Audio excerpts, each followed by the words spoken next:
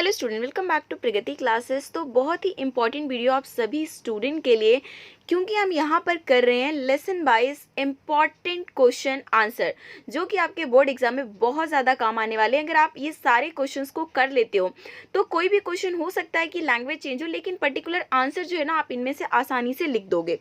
तो स्टार्ट कर रहे हैं हम अपनी इस वीडियो को, जिसमें हमारा ये लेसन नंबर 7 है, ग्लिम्पसेस ऑफ इंडिया।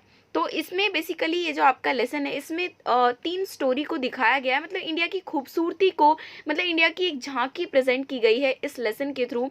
जिसमें फर्स्टली गोवा की स्टोरी है, जिसमें बेकरी को बहुत इंपॉर्टेंस देते हुए दिखाया गया है। फिर कूर्ग पढ़ेंगे, उसके बाद जो असम के चाय के बागानों के बारे में थोड़ी सी स्टोरी हम यहाँ पर पढ़ेंगे। तो टोटल मैंने लिए 15 क्वेश्चन, 5-5 जो है तीनों में से लिए हैं। इतने करने के बाद आपका इसमें से कोई भी क्वेश्चन बनेगा, आप आसानी से कर दोगे। तो हमारा क्वेश्चन नंबर 1 है, how was the village baker very important for special occasion in the village.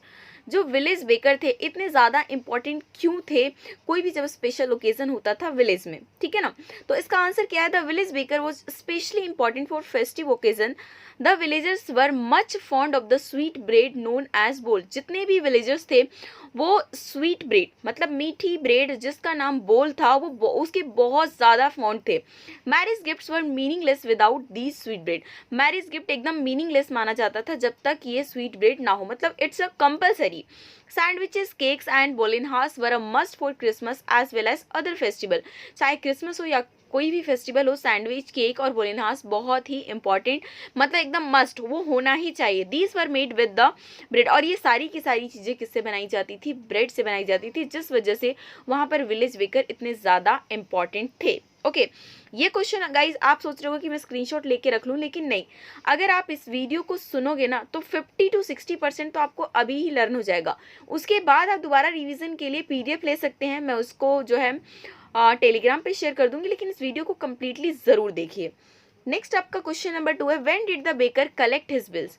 Baker जो है अपने बिल्स को कब कलेक्ट किया करता था। What showed that the bakers were prosperous. क्या ये दिखा, मतलब कौन सी ऐसी चीज़ ये शो करती है कि जितने भी बेकर्स थे वो बहुत ही समृद्ध थे, प्रोस्परस थे। The baker usually collected his bills at the end of the month. Normally वो मंथ के एंड में जो है बिल्स कलेक्ट किया करता था। In the household the bakers monthly accounts use to recorded on the some wall by pencil. और वो अपने जो रिकॉर्ड्स है वो कहाँ पर रखता था, दीवार पर लिख के रखता था।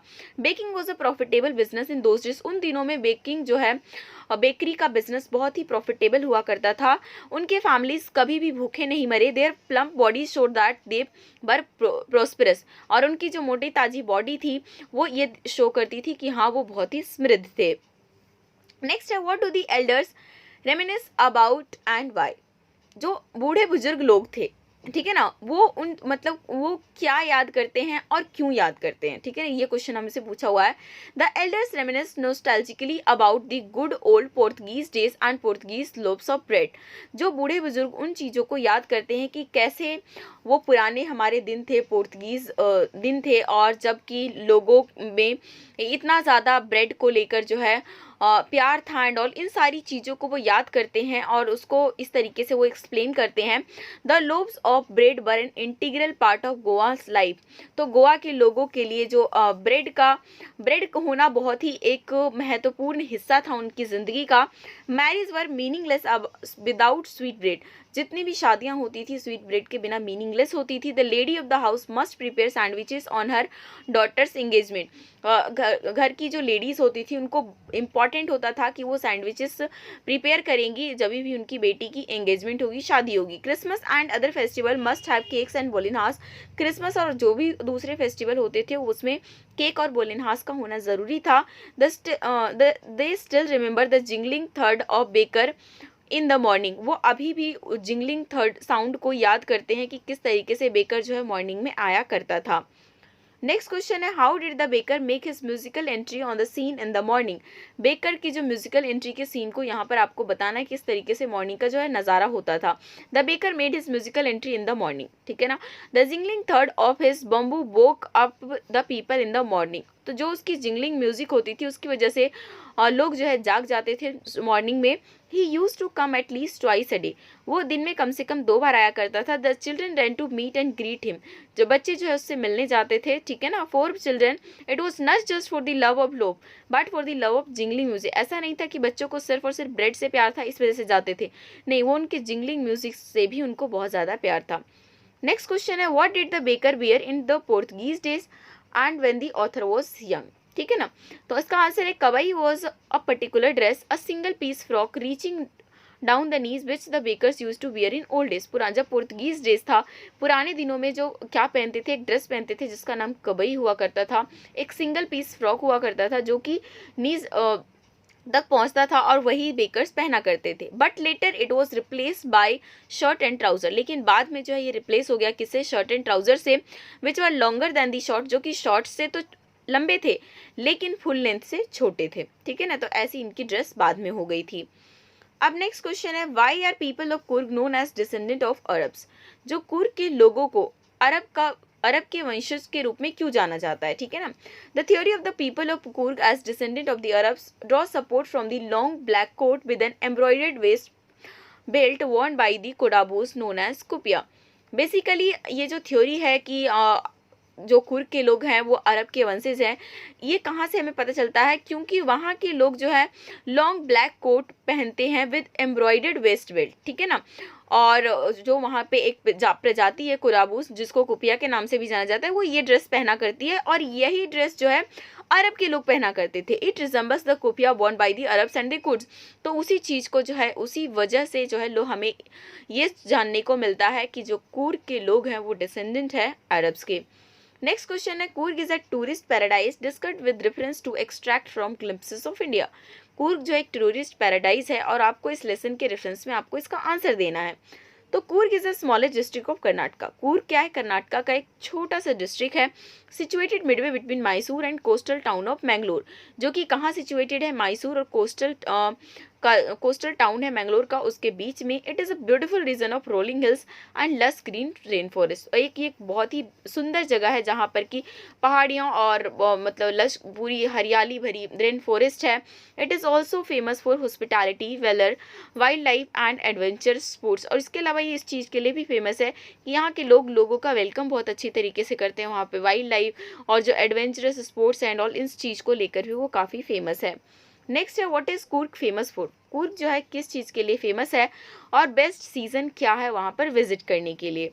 Coorg is a famous for its coffee plantation, Coorg सबसे ज़्यादा फेमस किसके लिए, कॉफ़ी के प्लांटेशन के लिए, एवरग्रीन फॉरेस्ट के लिए और स्पाइसेस के लिए।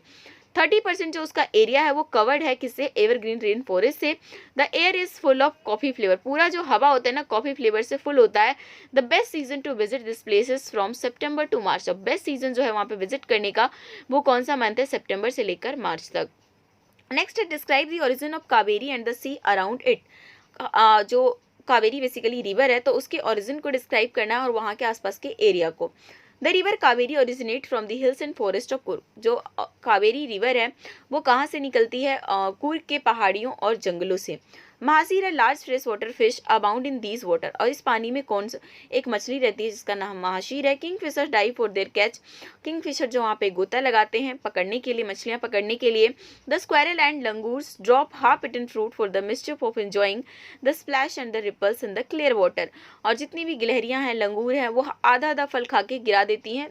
जस्ट मतलब कि बदतमीजी एक ये हो सकते हैं कि उनके जो है शरारत वे में वो जो है इंजॉय करते थे। A walk across the bridge leads to the 64 acre island of निसर्गधामा, और अगर आप थोड़ा सा वॉक करोगे ब्रिज की तरफ तो वो आपको कहाँ पर लेकर जाएगा, एक आइलैंड की तरफ जो कि 64 एकड़ पे है, निसर्गधामा। ओके, नेक्स्ट क्वेश्चन है, where and how we can have panoramic view of misty landscape of the Coorg from, कहाँ से हम जो है कुर्ग के लैंडस्केप का मिस्टी व्यू मतलब पैनोरामिक व्यू देख सकते हैं। So answer is the tourist are advise not to miss a climb to the Brahmagiri hills, जितने भी टूरिस्ट हैं वहाँ उनको ये एडवाइस किया जाता है कि कभी भी आप ब्रह्मगिरी की पहाड़ियों को पे चढ़ाई को मिस मत करना। The climb to Brahmagiri hills give you a panoramic view of the entire misty landscape of Coorg, तो ये जो ब्रह्मगिरी की पहाड़ियाँ हैं वहाँ से ही आप जो है पैनोरामिक व्यू देख सकते हो of the entire misty landscape of the Coorg. Then you can walk across the rope bridge, उसके बाद आप जो है वॉक कर सकते हो जो कि रोप ब्रिज है उसके through. It will lead you to the 64 acre island of निसर्गधामा, और ये आपको कहाँ लेकर जाएगा, 64 एकड़ का आइलैंड निसर्गधामा में, ठीक है। अब नेक्स्ट जो है क्वेश्चन है हमारा, where were Pranjol and Rajvir going and why. Rajvir और प्रांजल दोनों फ्रेंड होते हैं और असम जा रहे हैं वो, ठीक है ना। Rajvir and Pranjol were going to Assam as Pranjol had invited Rajvir to spend summer vacation there, क्योंकि प्रांजल ने इनवाइट किया है अपने दोस्त राजवीर को कि तुम समर वेकेशन वहीं पर मनाना। Pranjal father was a manager of the tea garden in upper Assam, Pranjal के जो पिता हैं वो टी गार्डन के मैनेजर हैं अपर असम में। So he wanted Rajvir to visit tea garden there and know about the history of tea, इसलिए वो चाहता है कि राजवीर वहाँ पर उसके साथ जाए, टी गार्डन देखे और चाय की हिस्ट्री को जान सके। नेक्स्ट क्वेश्चन है, व्हाट एक्साइटेड राजवीर, राजवीर को मतलब कौन सी चीज़ है जिसने राजवीर को एक्साइटेड कर दिया। Y did Pranjal not share his excitement, और प्रांजल ने उसके एक्साइटमेंट को क्यों शेयर नहीं किया। Rajveer had never seen a tea garden before, Rajveer ने इससे पहले कभी भी टी गार्डन नहीं देखा था। He was much excited about the trip to his friend's house as he wanted to enjoy the beauty of the tea garden and know more about tea. Okay, so the sight of tea garden excited him. तो जो चाय की जो site था उसकी वजह से वो काफ़ी एक्साइटेड हो जाता है। But Pranjol had been born and brought up on a tea plantation, लेकिन प्रांजल तो उन्हीं चाय के बागानों में ही पला बढ़ा था। He had seen them many times, वो उसको कई बार देख चुका था, इस वजह से वो उतना एक्साइटेड नहीं था जितना कि उसका दोस्त। नेक्स्ट है, why did Pranjal father say that Rajvir had done his homework before visiting Assam, Pranjal के फादर ये क्यों कहते हैं कि राजवीर ने अपना होमवर्क पहले ही कंप्लीट कर लिया है असम आने से पहले ही। Rajvir was very excited about visiting the tea garden and thus he studied a lot about it, Rajvir बहुत एक्साइटेड था उस टी गार्डन को विजिट करने के लिए, इस वजह से उसने काफ़ी सारी स्टडी उस पर कर ली थी। Thus Pranjal father said that Rajveer had already done his homework before visiting Assam, but he replied that he wanted to learn much more while he was there. लेकिन उस पर जो है राजवीर रिप्लाई करता है कि नहीं, वो कि मैं इसके बारे में थोड़ा और जानना चाहता हूँ क्योंकि मैं यहाँ आ चुका हूँ, ठीक है ना। तो इस बात से वो ये रिप्लाई देता है। नेक्स्ट है, describe the Chinese legend regarding the discovery of tea lips. चाय के ऊपर दो स्टोरी, एक चाइनीज स्टोरी एक इंडियन स्टोरी है, ठीक है ना।